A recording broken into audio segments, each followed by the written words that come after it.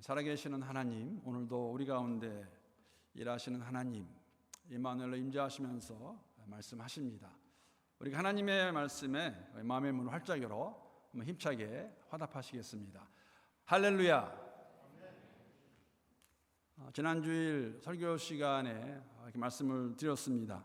새 2021년도에는 우리 온 멜번 한인교회 교우들이 함께 어린아이부터 어른에 이르기까지 같은 말씀을 가지고 이렇게 나아가면서 주일날 설교도 이 매일 성경 스케줄에 따라서 그 본문을 가지고 말씀을 전합니다. 그런데 자세히 보니까 저도 이번에 하면서 알게 된 것은 뭐냐면 여러분 저희가 교회 홈페이지에도 업데이트하고 또 그 주보가 토요일날 만들어지게 되면 카톡으로 다 보내드리는데 오늘 주보를 보시게 되면 사실 작년부 우리 1, 2부 예배 본문과 또 청년부와 학생부의 설교 본문은 동일하지만 유아 유치부와 아동부의 설교 본문은 같지는 않습니다. 자세히 보았더니 이번 주에 묵상한 말씀 가운데서 그래도 우리 아이들에게 자녀들에게 좀 더 이렇게 다가갈 수 있는 그러한 본문을 이렇게 선택해서 주일날 말씀을 전하게 되어 있는 것 같습니다. 우리가 함께 할 수 있는 것은 아시는 것 같이 성소 유년이라는 그런 선교단체에서 출간하고 있는 매일 성경 우리가 함께 구입해서 보기도 하고 또 인터넷으로 보면서 함께 말씀을 묵상하기 때문입니다. 저도 이번에 이렇게 말씀을 준비하다가 한 가지 알게 된 것이 있는데 이 성소 유년 선교회라는 것 도대체 언제 어떻게 시작이 되었나 하고 조사해 보니까 이 성소 유년 선교회는 1867년에 영국에서 시작된 선교 단체입니다. 시작할 때 이름은 성소 유년이 아니었습니다. 처음 시작할 때 이름은 어린이 특별 집회 선교회였습니다. 영어로 보게 되면 Children's Special Service Mission이었습니다. 이 1868년 8월에 영국 북웨일즈의 한 해변에서 해변 전도가 시작이 됩니다. 비치 미션이라고 해서 이걸 시작하신 분이 영국 분이었는데 조사야 스피어스라고, 조사야가 한국 번역은 요시아입니다. 어린 아이들을 해변에 모아놓고 해변 모래 위에다가 이렇게 썼다고 합니다. God is love. 하나님은 사랑이시다. 그리고 그 내용을 그 다음에는 해초나 돌이나 조개 껍질로 장식해서 거기에 써서 아이들에게 성경 이야기를 들려주는 것으로 시작이 되었다고 그렇게 성소 유년 홈페이지에 올라가게 되면 역사를 설명하고 있습니다. 저도 이번에 처음 알았습니다. 이 스크립처 유년이 처음에는 아이들을 위해 시작된 그런 선교 단체였다는 것. 한국에서는 1972년 OMF라는 그런 선교 단체의 선교사님 영국 분이셨는데 한국 이름이 배도선 선교사님이십니다. 이분이 그때 한국에 오셔서 우리 한국 교회를 보면서 한국 교회도 매일 성경과 기도로 하나님을 만나야 된다는 생각을 가지시고 한국에 이제 이렇게 가지고 들어오시는 것이죠. 이 배도선 선교사님의 영어 이름은 영국 분이신데 피터 패티슨입니다. 피터 패티슨이라고 해서 의사분이셨습니다. 1968년 28살의 젊은 나이로 한국에 가신 거죠. 우리 여기 있으니까 한국에 오셔서 16년간 경상남도 마산 가포 땅에 머무르시면서 결핵병 환자들을 치료하고 돌보시던 분이십니다.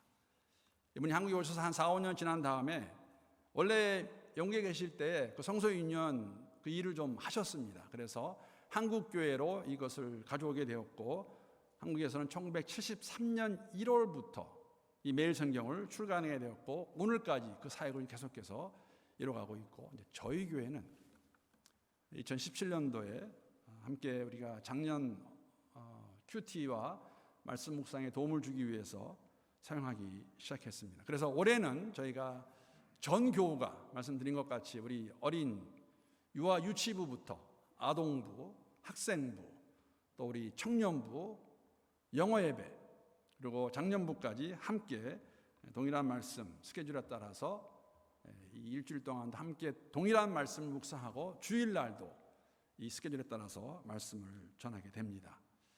이러한 여정을 걸어갈 때에 우리 교회 모든 성도들에게 큰 도움이 되고 힘이 되리라 믿어 의심치 않습니다. 다만 이렇게 하는 것이 쉽지 않을 겁니다. 도전이 될 겁니다. 매일같이 말씀을 읽고 묵상하고 이러한 삶, 그러나 정말 필요한 부분이라고 생각합니다.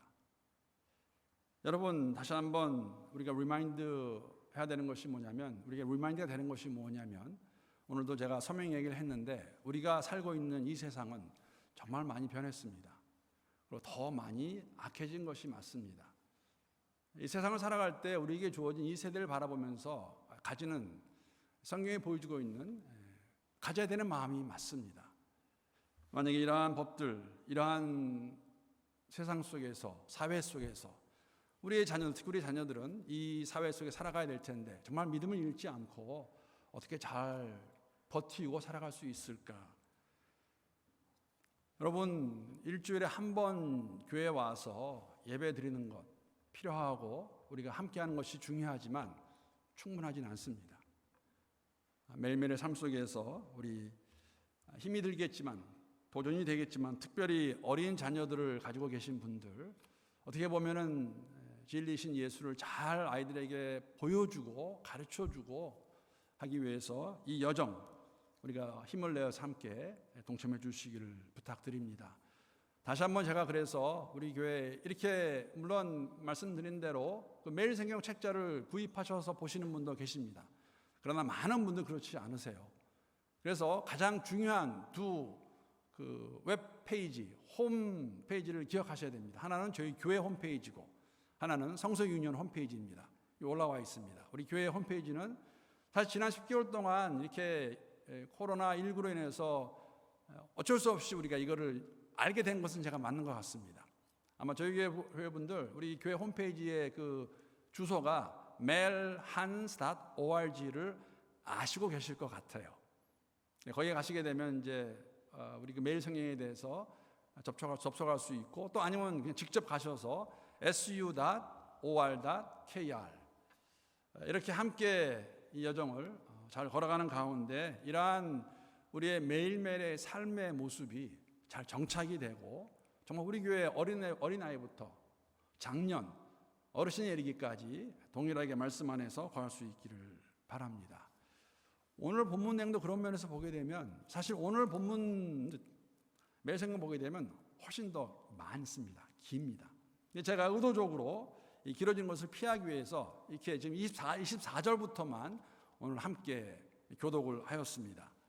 오늘 본문의 시작이 이제 또 말씀하신 걸 시작이 되어 있는데, 아마 이 부분을 그냥 오늘 처음 보셨다면 지금 예수님께서 어떤 상황 가운데서 무엇을 지금 말씀하고 계신다, 설명하고 계신다는 것을 아마 감지할 수 있을 것 같습니다. 도대체 어떤 일이 일어나고 있는 것인가? 이 오늘 말씀의 내용이 도대체 무슨 얘기인가? 왜 갑자기 구약의 말씀을 하시면서 이 회당 안에서 이들에게 무엇을 지금 말씀하시려고 하는 것일까?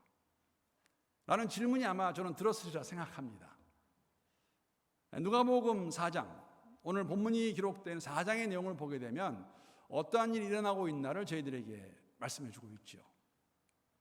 누가복음 4장의 앞부분은 우리가 잘 알고 있는, 묵상하신 분들은 다 기억이 나시겠지만, 예수님께서 공생애를 시작하시면서 40일 주야로 금식하시고 나신 다음에 사단에게 시험받는 장면을 기록하고 있습니다. 그 장면에서 사단을 이기시죠.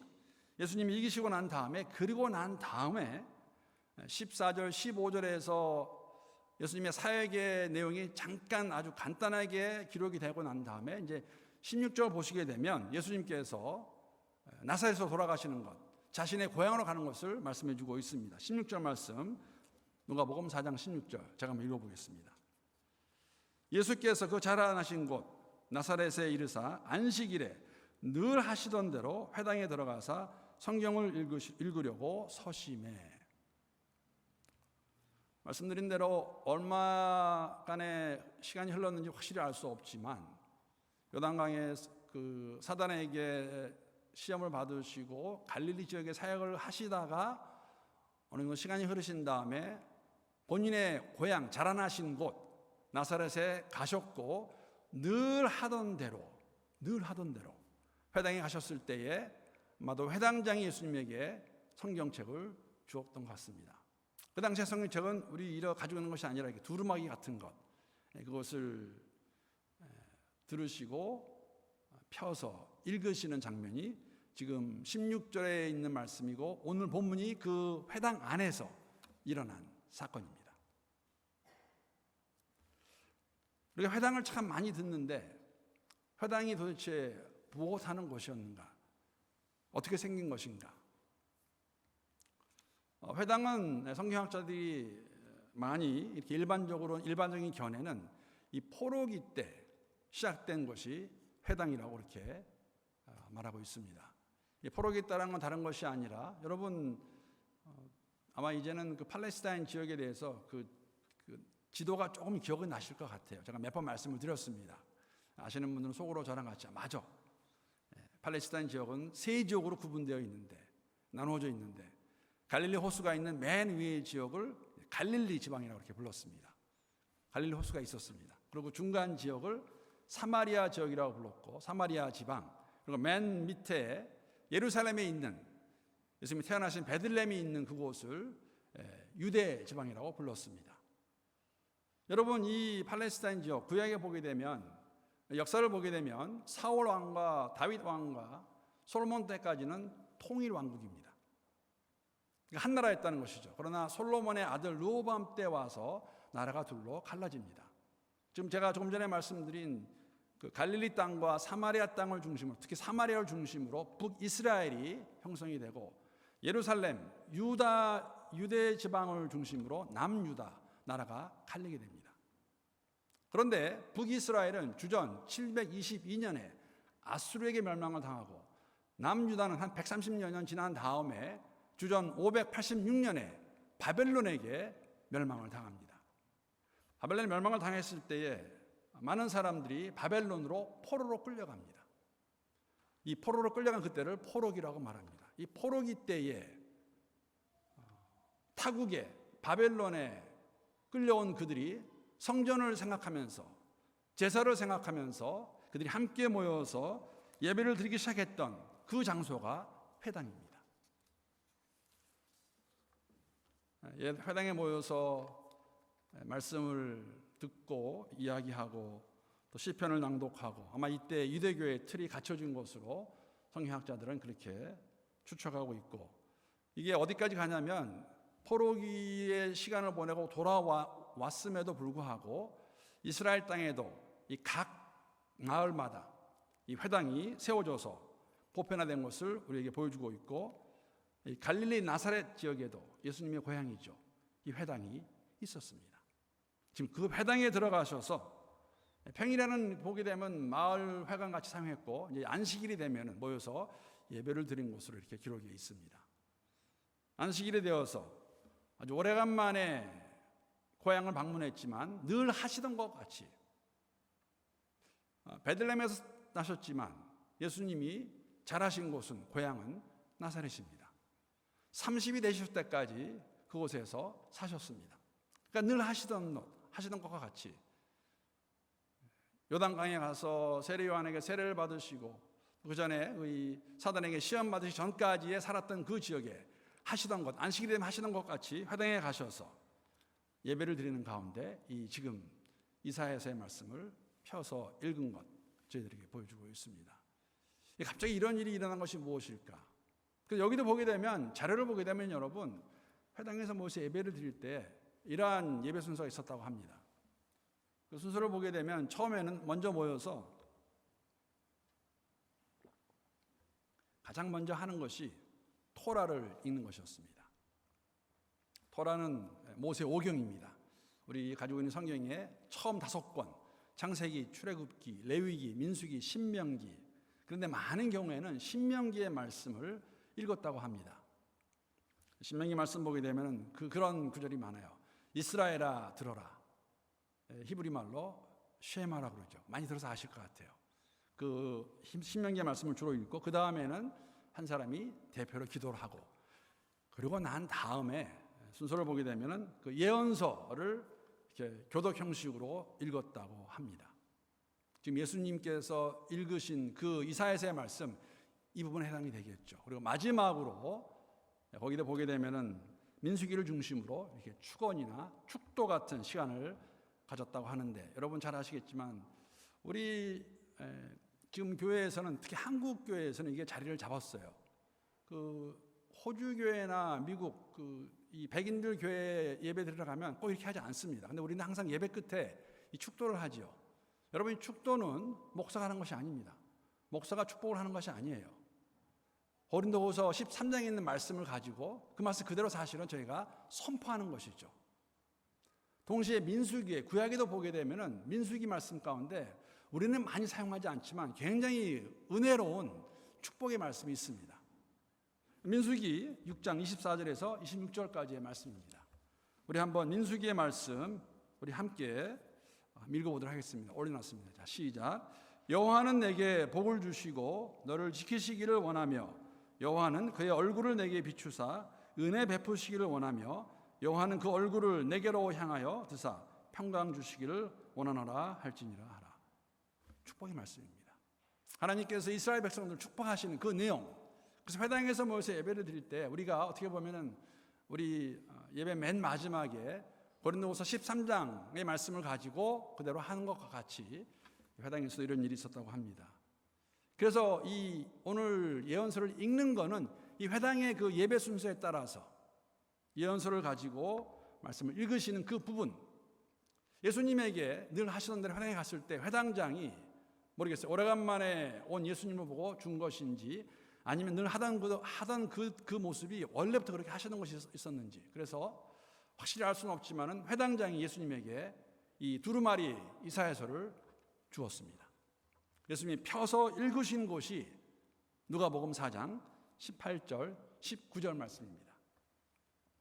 이걸 잠깐 읽어보겠습니다.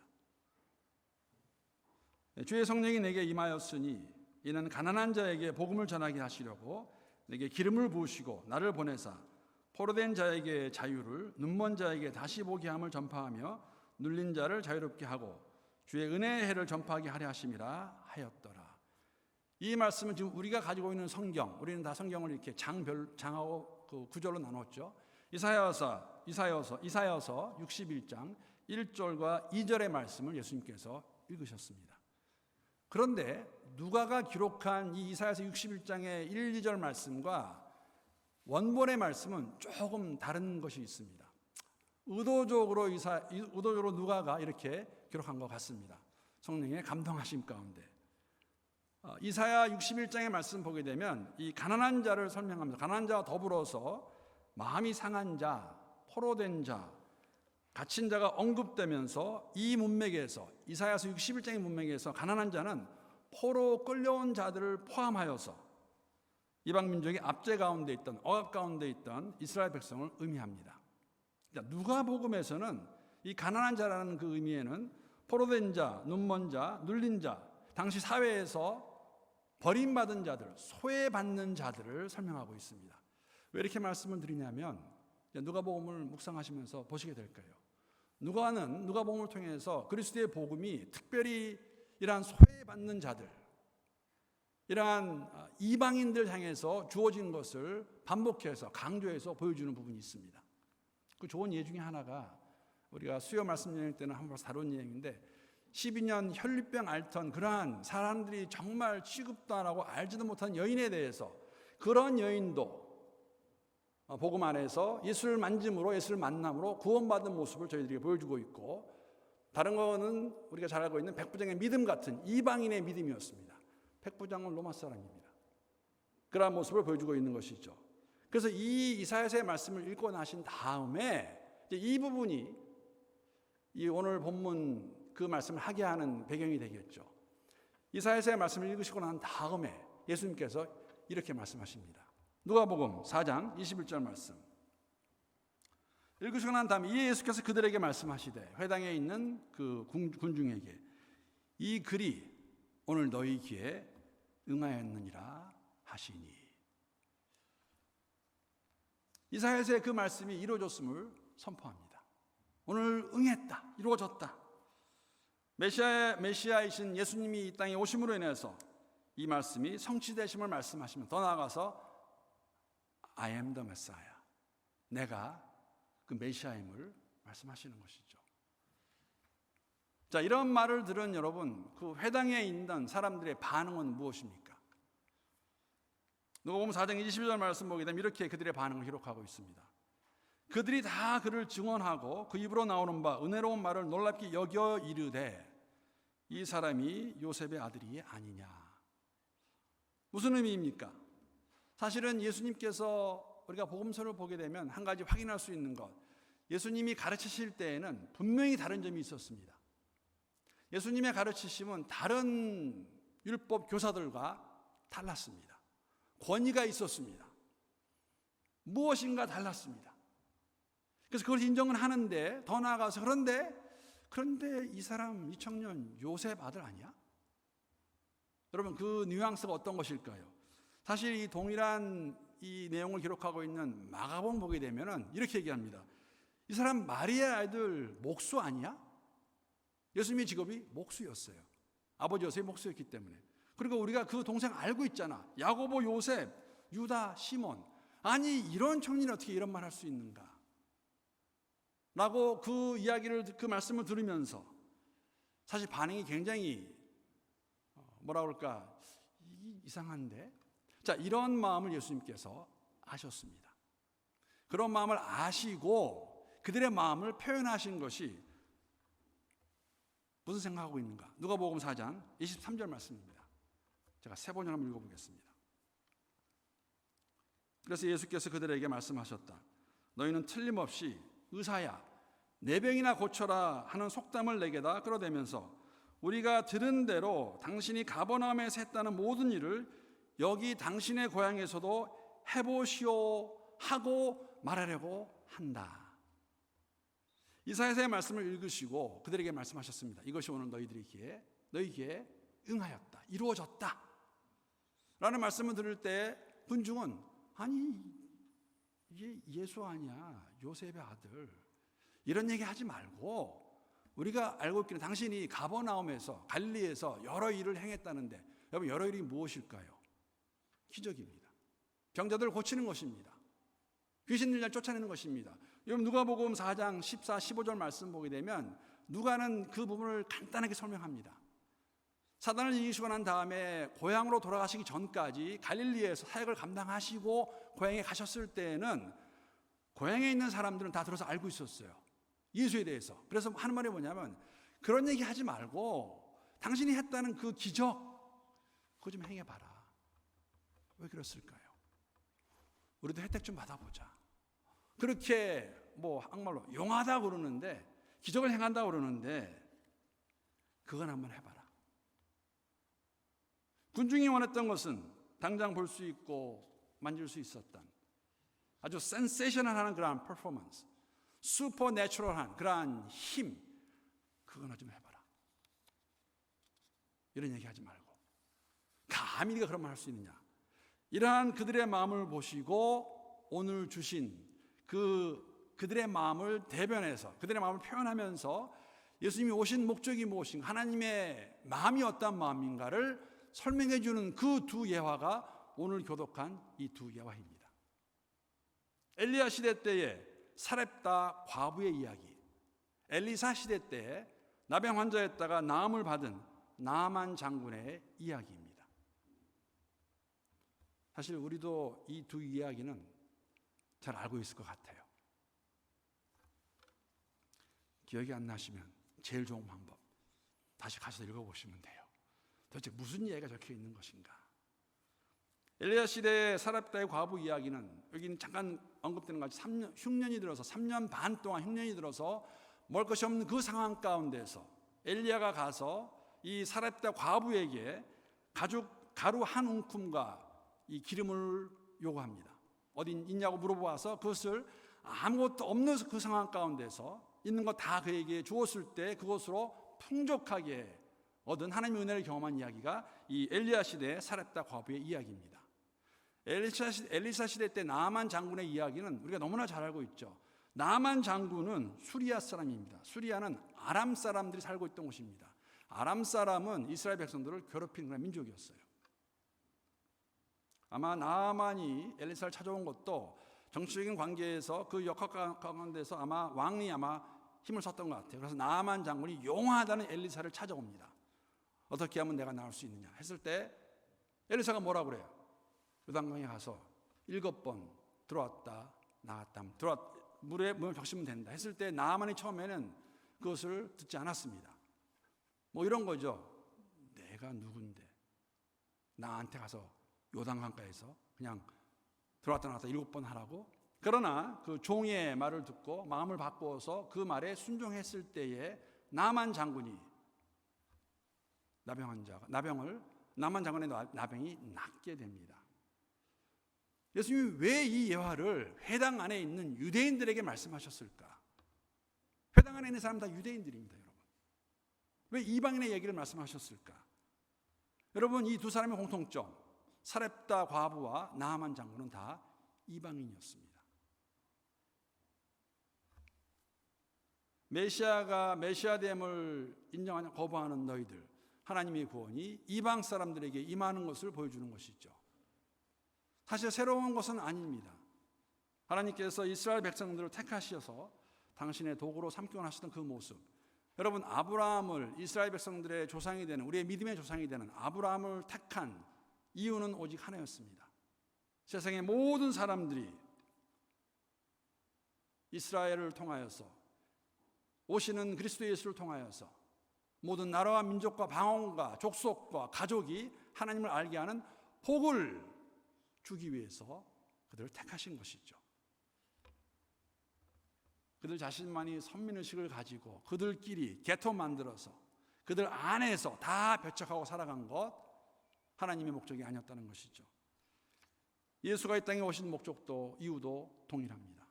하나님이 세상을 이처럼 사랑하사 모든 사람들 믿기만 하면 유대인이건 헬라인이건 이방 사람이건 영원한 생명을 주시기 오신 것, 이러한 아버지의 마음을 다시 한번 그 회당에서 그들에게 보여주시는 것이죠.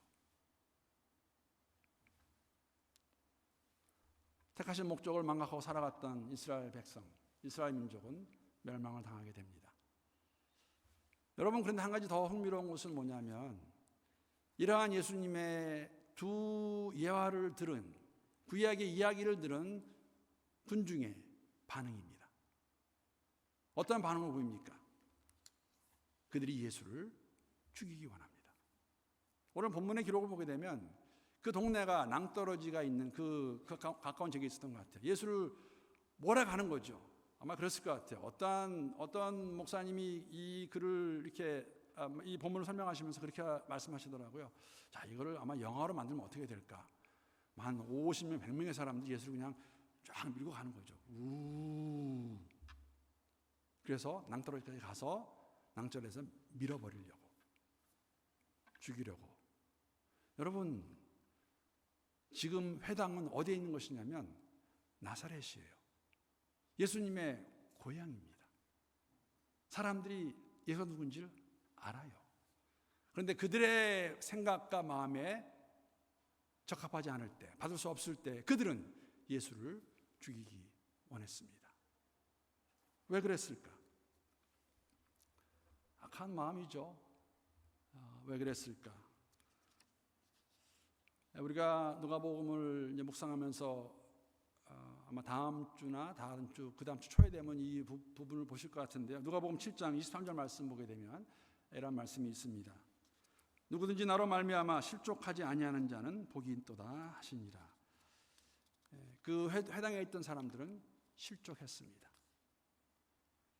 그래서 예수를 죽이기까지 원했던 그러한 그들의 마음, 자신들이 가지고 있던 메시아에 대한 잘못된 바람과 편견으로 인해서 예수를 죽이기 원했던 그 모습을 저희들이 볼 수 있습니다. 사랑하는 성도 여러분, 믿음이 무엇일까? 복음이 무엇일까? 오늘 본문의 말씀과 같이 모든 사람에게 주어지는, 특히 누가복음에서 가난한 사람을, 마지노럴 피플, 소외된 사람들을 향한 그리스도의 복음, 유대인뿐만 아니라 이방인을 향한, 모든 사람을 향한 그리스도의 복음을 저희들에게 보여주시면서 우리가 이 복음, 예수 안에서 정말 우리의 마음도 다시 한번 되돌아보고 예수를 주기 원했던 그 마음은 사람들의 마음입니다. 하나님의 마음은 이 세상이고 모든 사람이라는 것, 우리가 다시 한번 우리를 택해 주신 하나님의 사랑에 감사하면서 올해 한 해 더욱더 이 주님을 잘 알아가고 함께하는 공동체 안에서 힘 얻어 나아갈 수 있는 우리 모두가 될 수 있기를 함께 기도합니다.